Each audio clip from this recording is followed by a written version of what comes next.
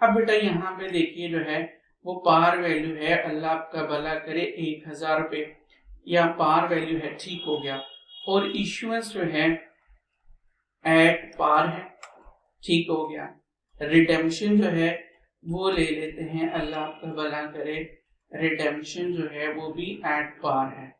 ठीक हो गया। लेकिन इवन दो हम लोग जो है वो IRR जो है वो कैलकुलेट कर रहे हैं या YTM जो है वो कैलकुलेट कर रहे हैं, यानी कि बेटा हम लोग जो है वो इफेक्टिव कॉस्ट जो है वो कैलकुलेट कर रहे हैं। लेकिन सर आपने तो ये कहा था जब इश्यूएंस पार पे हो और इसी तरीके से रिडेम्पशन जो है वो पार पे हो तो उस वक्त कंपनी जो कूपन रेट पे इंटरेस्ट पे कर रही होती है, या जो कंपनी का कूपन रेट होता है वही बेसिकली कंपनी की कॉस्ट होती है। तो यहाँ पे हम लोग जो है वो IRR या YTM जो है या शॉर्ट फॉर्म में या सादा जुबान में कंपनी की एक्चुअल कॉस्ट वाला जो फिनोमेना है वो क्यों कर कंसिडर करेंगे, बात तो आपकी बेटा समझ में आती है। यहाँ पे देखिए बेटा टैक्स रेट जो है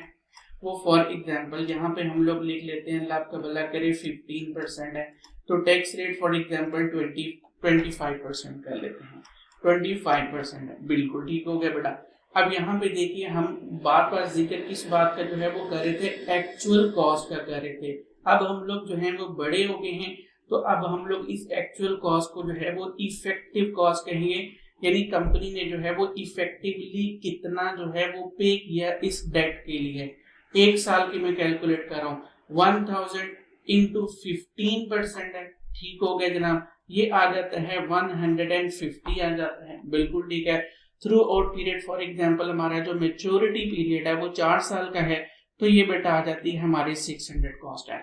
इश्यूएंस जो है वो पार पे है, रिडेम्पशन जो है अल्लाह आपका भला करे वो भी पार पे है, यानी कंपनी ने 1000 रुपया लिया और 1000 रुपया जो है वो वापस कर दिया। ड्यूरिंग पीरियड कंपनी ने सिर्फ और सिर्फ 600 रुपया जो है वो पे किया, and this 600 rupees is being reflected by 15% है, sorry this 600 is being reflected by 15% है। तो जाहिरन या इन इसेंस जो है वो कंपनी ने कोई एडिशनल अमाउंट पे नहीं की है, या कंपनी ने कोई एडिशनल अमाउंट रिसीव नहीं की है जो कि वापस पे करते हुए उसको कंसीडर नहीं किया। लेकिन जब यहाँ पे बेटा टैक्स रेट का जो है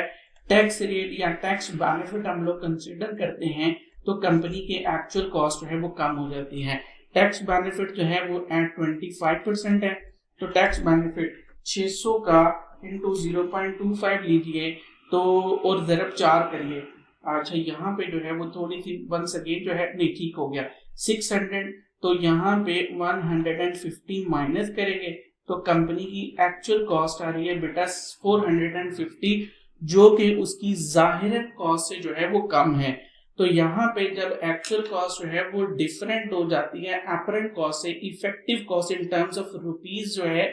वो हमारी अपरेंट कॉस्ट जो है वो कम हो जाती है, हम लोग जो इंटरेस्ट पे कर रहे होते हैं उससे कम हो जाती है, तो वंस अगेन हमें जो है वो IRR कैलकुलेट करने की जरूरत पड़ती है। तो बेटा हम लोगों ने वो जो 10 सिनेरियोस पढ़े थे कि इश्यूएंस एट पार है या इश्यूएंस एट प्रीमियम है या इश्यूएंस एट जो है वो डिस्काउंट है, और जो हमारे रिडेम्पशन जो है वो एट पार है, रिडेम्पशन एट प्रीमियम है या रिडेम्पशन एट डिस्काउंट है, और फिर इनको डिफरेंट मिला करके पढ़े थे। उसमें एक और जो है वो हम लोग ऐड कर लेते हैं कि भले इश्यूएंस जो है वो एट पार है और रिडेम्पशन जो है वो भले बेटा एट जो है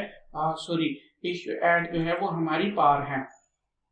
तो भी जो है वो हमें अल्लाह आपका भला करे तो भी हमें जो है वो IRR कैलकुलेट करना पड़ेगी। रीजन क्या है बेटा, उसमें टैक्स बेनिफिट आ जाता है, और ये टैक्स बेनिफिट जो है वो बेटा हमारी इफेक्टिव कॉस्ट को, और सादा जुबान में बेटा हमारी जो एक्चुअल कॉस्ट है कंपनी के पॉइंट ऑफ व्यू से बात कर रहा हूँ, ये हमारी एक्चुअल कॉस्ट को हमारी अपरेंट कॉस्ट से जो कि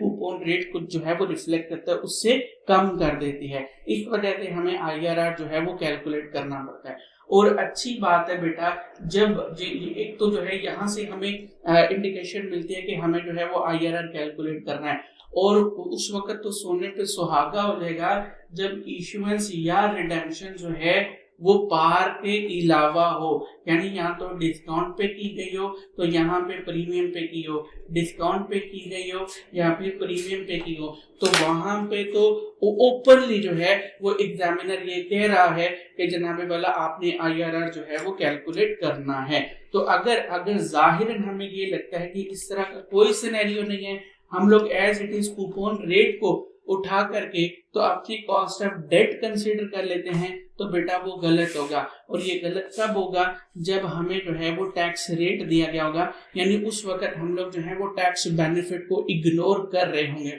और मेरे रिकमेंडेशन ये है कि बेटा आप ये जब एन्युटी वाली जो अमाउंट कैलकुलेट करोगे, इसी में टैक्स बेनिफिट जो है वो कंसीडर कर लो। अदरवाइज जब हम लोग वो फॉर्मूला यूज करते हैं उस वक्त केडी के साथ हम लोग जो है वो 1 माइनस टैक्स रेट करना भूल जाते हैं और मुफ्त में हमारा एक या आधा नंबर जो है वो मिस हो जाता है। और उस वक्त हमें एक आधे नंबर की जो है वो इम्पोर्टेंस पता लगती है जब हमारा पेपर खुदा ना खास्ता 48 या 49 पे रह जाता है।